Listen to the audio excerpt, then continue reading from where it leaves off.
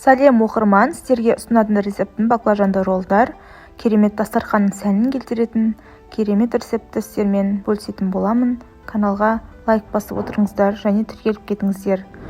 Алдымен баклажанды әбден жуып алып, шұқалап турап кесеміз. Тарелкеге осылай орналастырып, тұз сеуіп қоямыз. Және 2 жұмыртқаны осылай араластырамыз.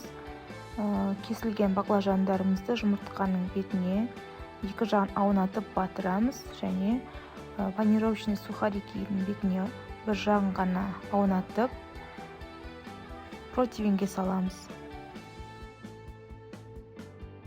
Және қызып тұрған пеште 180 градуста 15-20 минуттай 2 жағы қызарғанша пісіріп аламыз.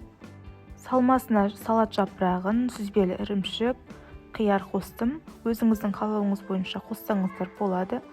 Қызанақ қоссаңыз да болады. Осылай рулет қылып орайсыздар.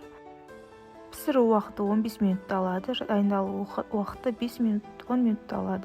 Өте оңай, тез жасалатын тағамдар. Маған өте осындай тез жасалатын тағамдар ұнайды. Сондықтан көбіне осындай тез жасалатын тағамдарды жасауға тырысамын.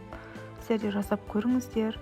Дастархан сәнін келтіретін керемет тіске басар деп айтсам да болады. Бетіне унагимен әсемдесеңіздер болады. Міне көріп тұрғаныңыздай керемет болып шығады. Ұнаса каналыма тіркеліп, лайк басып кетіңіздер, комментарий қалдырыңыздар. Сіздермен салтанат. Рахмет.